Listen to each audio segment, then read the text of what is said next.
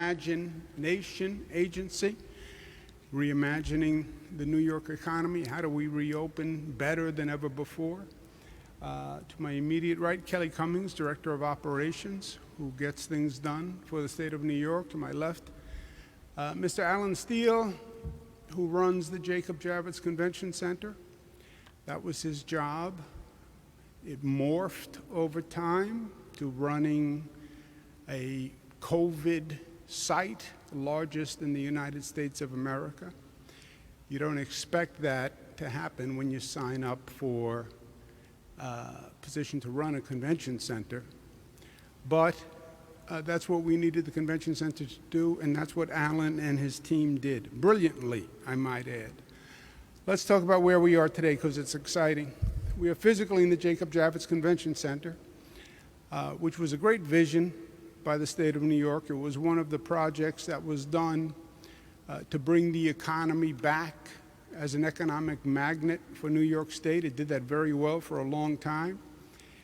But convention centers, like everything else, evolve, they grow, and we therefore had to reimagine the Javits Center. But Javits morphed, and Javits in many ways became ground zero for COVID. My frankly most frightening memories about COVID all happened right here at the Javits Center, when we found out that we had been ambushed by COVID and that it had been coming here, landing on planes at our airports from Europe, and had been coming for months before we ever knew. When we found out, it was too late. We're at 48% positivity, highest in the country. Some say highest on the globe at that time. And Javits became the largest field hospital in the country. Nobody saw it at that time, but it was frightening to be here. 2,500 cots, little sleeping attendant areas, National Guard here, federal military here, jeeps, all sorts of military equipment. It looked like the scene from a movie on post-apocalyptic America. But it was set up to be the largest field hospital in the country. Now it's the highest throughput vaccination center in the country. So it has seen both ends of the spectrum. And talk about a 180-degree development. New York State had the highest positivity in the nation. Today, New York State has the lowest positivity of any state in the United States of America. Let's give New Yorkers a round of applause.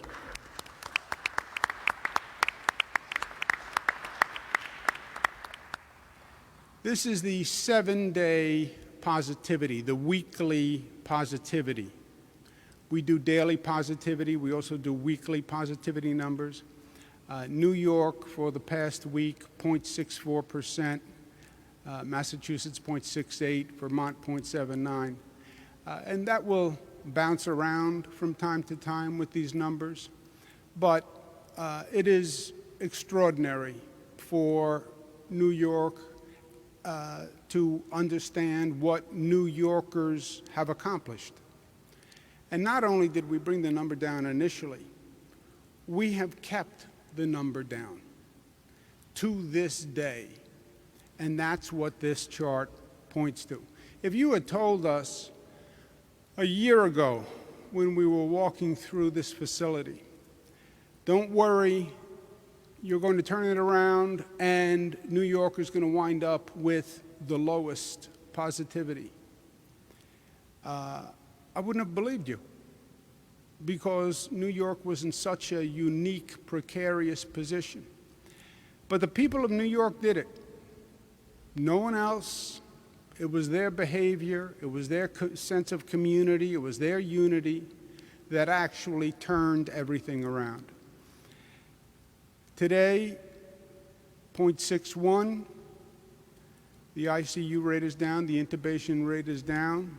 Is COVID over? No, 11 people still died from COVID, and they're in our thoughts and prayers. Again, the number varies from community to community because it depends on that community's behavior. Are they getting vaccines? Are they social distancing? Finger Lakes is the highest in the state at 1.4. You go down to 0.56, 0.50, but you see the variance across the state. In New York City, you see the variance, Staten Island at 0.7, Manhattan 0.35. It's always been extraordinary how low Manhattan is. Manhattan has been the lowest positivity in the city for many weeks, and it's hard to explain why. Manhattan probably is the highest density, but it's something that we're studying for the future. You see the 0.64 is 58 straight days of decline. Vaccinations, we're at 19 million, 65% at least one dose. That's very good news. And we have a very high percentage of people who come back for the second dose. The conversion rate from first dose to second dose is about 97, 98%, so that's good news. 57% fully vaccinated. So we're making incredible progress. We have a lot to be proud of, but we have more to do. Priority remains get shots in arms. Focus for us now, 12 to 17-year-olds, at 9% of the population. Why are they so low? Because first, they weren't eligible for the vaccine until fairly recently. All our messaging has been young people don't need to worry about it. It's the older people who should be really concerned. But that's changed. Federal government now made the vaccine eligible for 12 to 17-year-olds, and we're working very hard to get them interested in taking the vaccine. It's smart, it's right, there's very little risk. So we're focusing on that population. One of the things we did, because the vaccination rate overall is dropping, so we have incentives for people to get vaccinated. And we offered a great incentive for people who are between 12 to 17. Come and get a vaccination, which you should do anyway, and you will be eligible for a raffle. The winners get a full 4-year scholarship to a state college or university. Full 4-year scholarship. 10 winners per week, and it runs through July 7th. Since we announced that, 45,000 young people have come up and gotten a vaccine. Today, we announced the first 10 winners, and here you see them. They're located all across the state, obviously. We have a number in New York City, but it's from Victor, New York, Bronx, Bayside, Albany, Chazy, Westbury, Penfield, Westchester, Syracuse, Queens. Congratulations to them. They just won a full 4-year scholarship, room and board, to any state college or university. That's the SUNY system, that's the CUNY system here in New York. This is about a $100,000 value, this scholarship. So congratulations to them, and congratulations to their parents. As a parent, because funding college is a nightmare for families all across America. And for the students, it's great, but for the parents, it's also great that they know this is something they're not going to have to worry about. So congratulations to all of them. Remember, this goes through July 7th. Get your vaccine, be eligible for the raffle. The raffle is the cherry on the cake as far as I'm concerned. It's something smart that you should do anyway.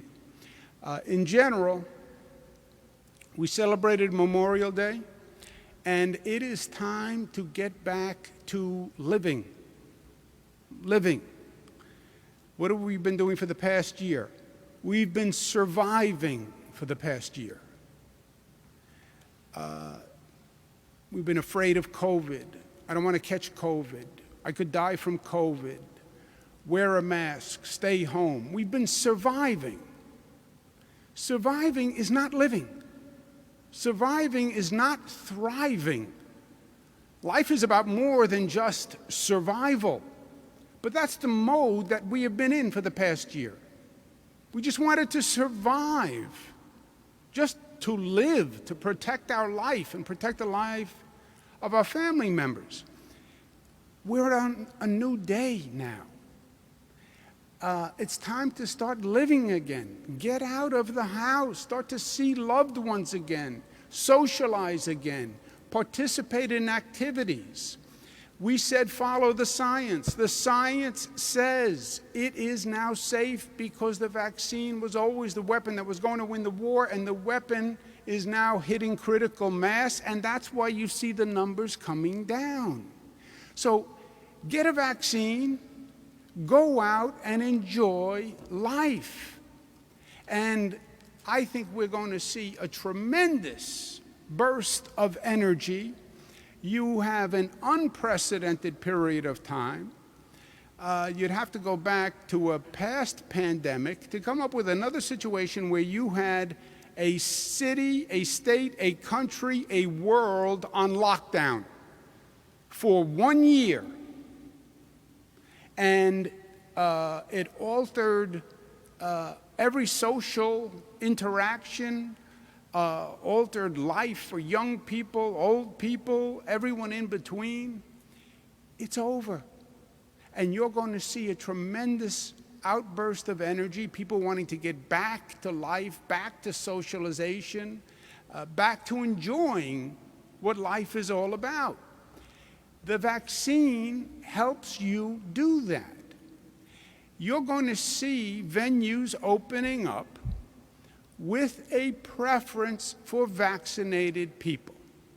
Radio City, I think, made one of the smartest moves early on. Radio City said we're reopening 100% vaccinated. Why? Are they trying to promote the vaccine policy? No, they're not in the vaccine policy business. I believe they believe the vaccine is smart, but from a venue's point of view, they want to maximize attendance. If you have vaccinated people come into the venue, there's two things. Number one, it helps you sell tickets. Because when you can tell everyone, don't worry, the person you're sitting next to is going to be vaccinated. So you know they're not carrying the virus. Secondly, by the reopening rules, if you're vaccinated, you can seat people one next to another. If people are not vaccinated, you have to socially distance. You have to leave seats in between. That reduces the capacity for the venue. The venue wants a full venue. They want the revenue from a full venue. The entertainer wants a full venue. The sports team wants a full venue. So you will see more and more venues moving to more and more vaccinations. The vaccination card that you get, this opens doors and allows you to participate in life in a way you are going to want to do. You're going to want to go to Radio City Music Hall. The Mets are announcing that at their home games, 90% of the seats will go to vaccinated people. 90%. Why? Because they want a full crowd. Because the players want a full crowd. So they're going to 90% vaccinated, 10% seats for unvaccinated. You will see other sports teams doing that. You will see movie theaters starting to do that. You will see restaurants starting to do that because it is a safer environment and it's more conducive to business. It also allows more business sales. So it's another reason to get the vaccine. You have your own safety. You have the safety of people who you may infect if you're not vaccinated. The safety of your family. You then have the incentives now to get a vaccine. And you have another incentive, which is it's a passport to allow you to start to enjoy life once again and get into these venues. Our goal is to have New York State as the reopening and reimagining capital of the world.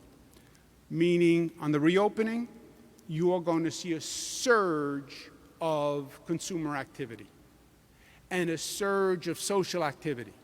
We want it to happen here. We want to capitalize on this moment. Reimagining capital, that we don't want to just reimagine, we don't want to just reopen society, reopen to where we were a year ago. No, life is not about going backwards, it's about going forwards. We want to reimagine and open up better and different and stronger than ever before. Javits is a metaphor for that once again. Went from ground zero to now reopening as a reimagined facility. It's 50% larger, 1.2 million square foot expansion completed during COVID. So the day before COVID to today, Javits is 50% larger. It's opening bigger, better, stronger than ever before. And it's reopening with one of the premier events in this country, which is the New York International Auto Show. And I want to thank Mark Scheinberg, who represents the New York State auto dealers, for working with us. The International Auto Show is going to be August 20th to 29th. Tickets go on sale June 30th. The goal is 1 million visitors to the Javits Center over 9 days. 1 million visitors is the high number that we've had in the past, but we believe it's achievable because now Javits is even bigger than it was in the past. And this message of New York reopen and New York safe and New York reimagined, we want to broadcast this all across the world. We want people coming to New York, and we want people to know they are welcome, and we want them to come make us the venue for their re-entry into living and thriving and enjoying once again. Our message is to domestic and international tourists, this is the place you want to visit. This is the one state where whatever you want to do, you can do it in this great state of New York. To people who live within the state, to New Yorkers, you're planning your summer vacation? Forget traveling, forget getting on a plane, going to Europe where you still have COVID infection rates that are much higher than the United States. Stay in New York. This state has anything you could possibly want to do, and staying in New York and vacationing in New York is smart and it is safe. You know this state is responsible when it comes to handling COVID. So if you want a vacation and you don't want to have to worry about COVID, vacation in the state of New York. Downstate New York, New York City, you think of New York City as New York. Upstate, they think of upstate as New York. You put the two together. Upstate New York has the most beautiful rural areas. It has the Adirondacks, it has the Finger Lakes, it has wineries, You can bike, you can fish, you can hike, as well as you can anywhere else in the United States. You can go to Long Island that has beaches and vineyards that are remarkable and rival anything anywhere on the globe. And then, yes, of course, you have New York City, which is the cultural capital of the world. We're reopening the museums that people have missed for the past year, the greatest restaurants and the greatest diversity on the globe, the greatest history and history in this city that tells the tale of the nation, literally, as well as sports, that is, sports teams that are reopening and that are doing great. The Islanders are doing fantastic. The Knicks, big game tonight. Go Knicks. The Nets are doing great. The Islanders are doing great.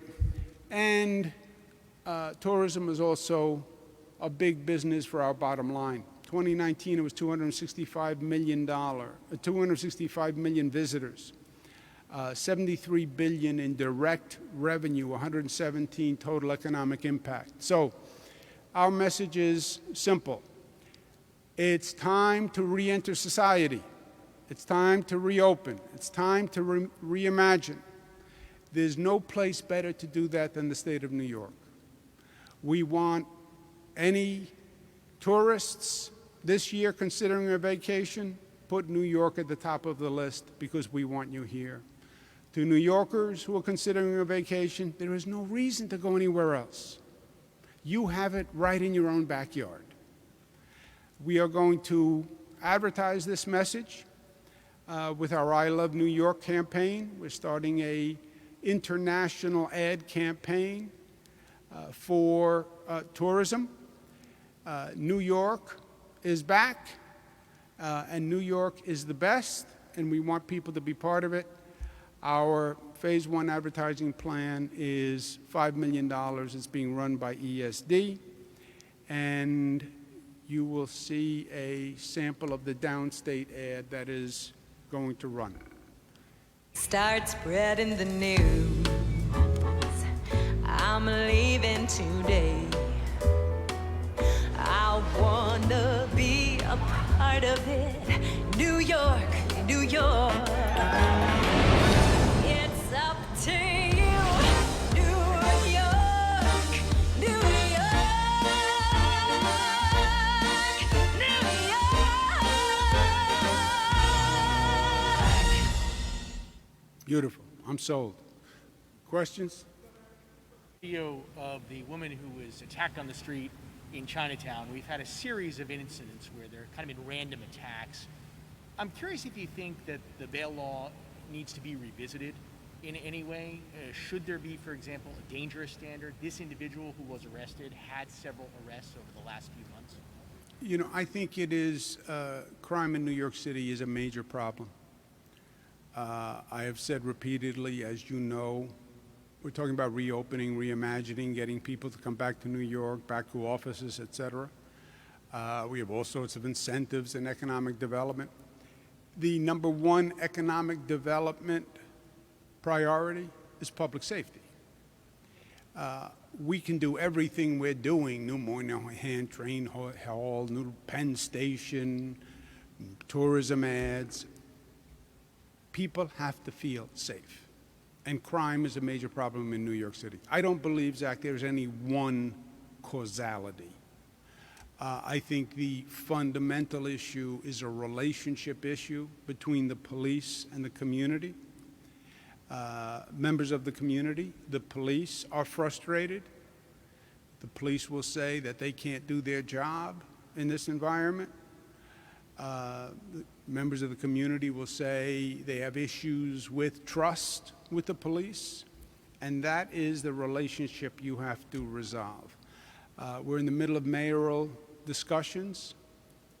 As a Queens boy who proudly holds on to his accent, my question for every mayoral candidate, if I were a New York City voter, what are you going to do about crime? Specifically,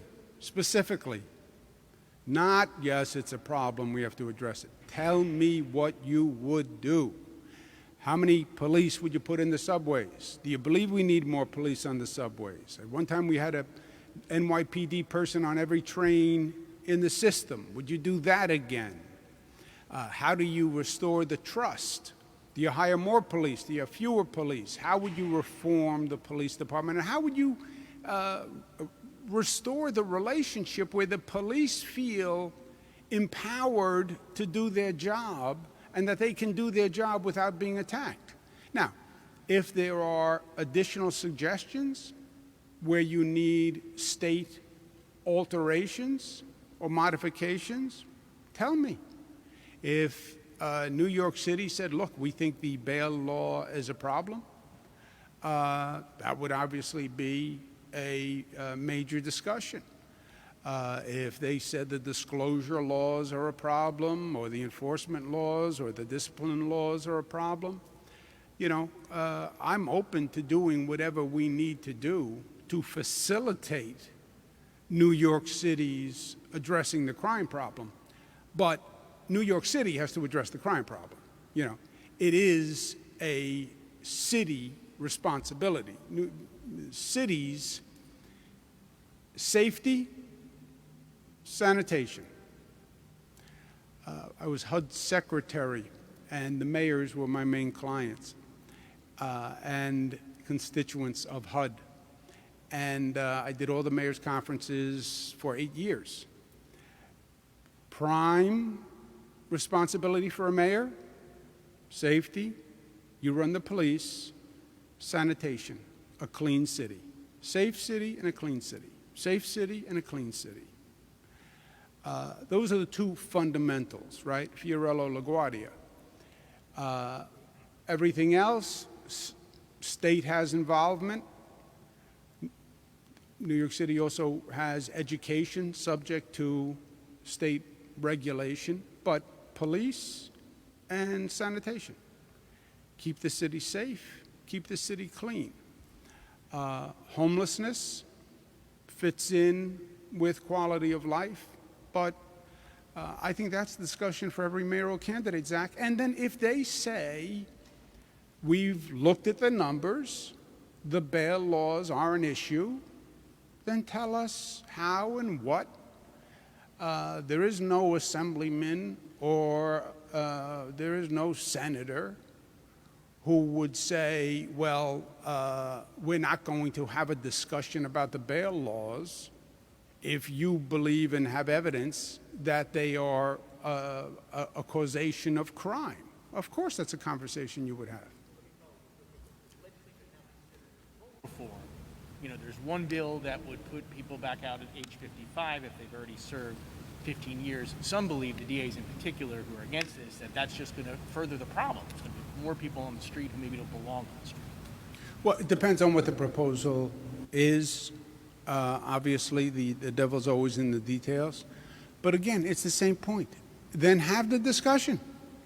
Then let a New York City mayoral candidate say, this is what I think about bail reform, this is what I think about parole reform, this is what I think about a release of disciplinary records of police officers, these are the changes we want to make, and we want to facilitate that, right?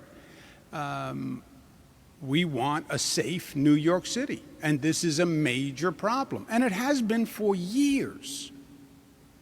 This is not today. We've been talking about this for months. George Floyd was an inflection point nationwide, but there's been a growing tension for years. This is 4, 5, 6, 7 years. The police officers will tell you, and the community members will tell you. And it's not a simple one fix cure-all. And that's why I think it should be a major topic of the mayoral debate. I would have a debate just on crime, to drill down into the specifics, because there are no conceptual answers to these problems. And too much of the political dialogue now is all at 64,000 feet. Well, I would reform the police. How? Will the city council support it? Do you need the city council to support it? Will the union support it? Is it enough for the community members to then restore trust? We should look at bail reform laws. Look at them and what? Change what? And why? But you have to get that specific. Governor, have you concerns about getting 12 to 17-year-olds vaccinated?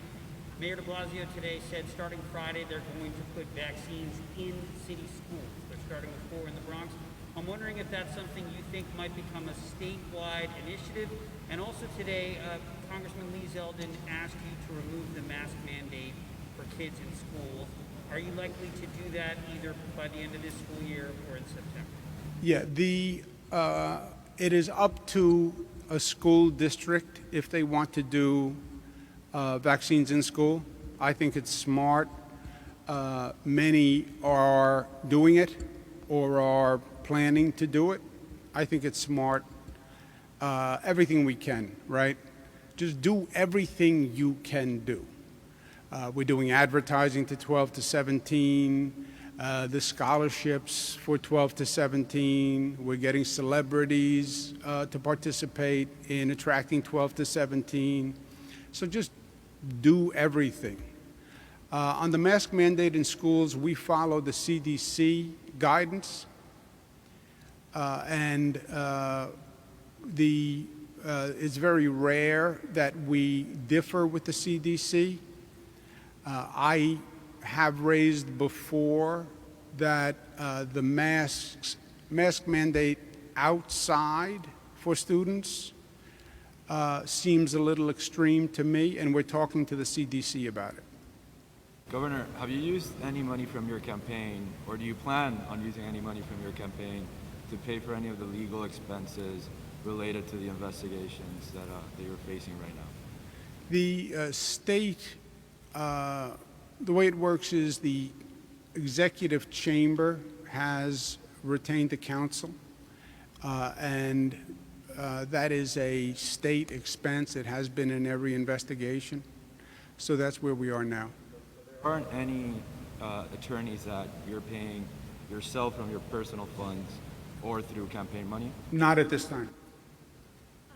2 questions. One, will you be watching the mayoral debate tonight, and are you leaning towards any one candidate? And number 2, can you talk about the cyber attack on the MTA?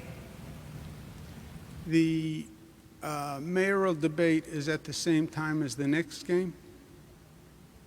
That's a tough choice. This is a big game for the Knicks. I'll be switching channels, but I'll catch up with the mayoral debate. And what was your second question? I'm sorry. My second question was about the cyber attack on the MTA. Can you discuss it and what's being done? Any details on Yeah, I don't want to give any more details than have been released at this point. I want to make sure that I don't do anything that would impede the investigation that the MTA is doing. Are you leaning towards any one mayoral candidate, or do you like what certain candidates have said? I'm not leaning towards anyone at this time. I'm open to it. I think this is a very important decision. You know, you need a mayor now. New York City really needs a good mayor. We need to see real leadership in the city, and we need to see competence in a mayor, and we need it desperately. You talk about all these issues, crime. That's about leadership. That's about restoring trust with members of the community in New York City. That's about being able to talk to people and have credibility in talking to the community. It's about being able to talk to the police and having credibility with them. This is a challenging time to be an executive. And New York City has real local issues. The macro is good. The energy is up. People are coming back. I feel good about our Reimagination plan. I feel good about our reopening plan. But Fiorello LaGuardia, safety and a clean city. Crime is a problem. Number of homeless on the streets is a problem. We want tourists to come back. Yes, we have all sorts of great assets. The stories in the papers about crime can be a real impediment. And again, this has been going on for years, and there is no quick fix. So this mayor matters, and we need someone who both can communicate with the people of the city and bring the people of the city together and get things done. You need a level of competence that doesn't currently exist, and a level of credibility. So this is a big position to fill. Let's take one more. In terms of the legislature, just to go back quickly, because we're talking about that reform that they're going to do for parole. There's the elder reform bill that they're probably conceivably could pass before the end of the year. And then there's another one about timely reform, fair and timely reform, which would basically look at an inmate's record in prison and then take into consideration the crimes they committed and how that impacted society. Those two bills, I'm just curious your position on those and whether you think those are things you've signed. First, they're apples and oranges, Zach. One, if you say, here's a template, anyone who fits this template is off parole, that doesn't allow you to look at the specifics and the specific risk that you're taking. A bill that says, look at the specifics of this person, what the crime was, what happened, what the defense was, what they've done since. I think decisions on the merits are preferable. But again, it depends on what winds up in a final bill, and you know as well as I, bills change until the last minute. All right, go Knicks, go Islanders, go Nets. Are you? I thought you, yes. Go ahead. I didn't even see you off to the side. I'm here. Do you foresee that the federal government is going to establish a need for vaccination proof for foreigners coming to the U.S.? And if that's the case, would it clash with your plan of welcoming foreigners and maybe even vaccination tourism so that people would come here to New York to get the vaccine that the federal government would be asking to already have? Yeah, good question. New York, our arms are open. We welcome international tourists. Today you can land at an airport.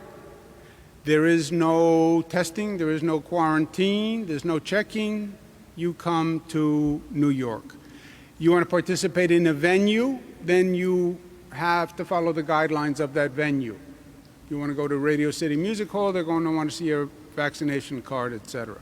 But coming to the city, we have no regulations. I have not heard that the federal government is going to establish any regulations in that regard. I've heard discussion about it, but I haven't heard anything definitive.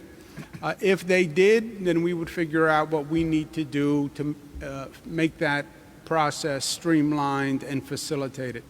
Because we want and welcome tourism. We need it. We need it. It's a major engine for our economy. So anything we can do to facilitate it, we will. International. And then again, domestic travel, where I think you're going to see a lot more domestic travel, because in many ways, the COVID hangover, people are still concerned. They know the status of COVID in this country. What's the status of COVID in Europe and Germany and other countries? I'm not so sure. Might I go to another country and then have a problem getting back? So I think you're going to see a lot of domestic travel. And to them I say, New York has whatever you want to do. I've been in every state in the United States. Every state in the United States. I can't think of something that you would want to do that you can't do in New York. And then while you're here, you can do everything else. And it's safe, and it has great rules and regulations, so you can feel safe for your family. And we have the best restaurants. And don't travel anywhere outside of New York. I'll be disappointed. Thank you, guys.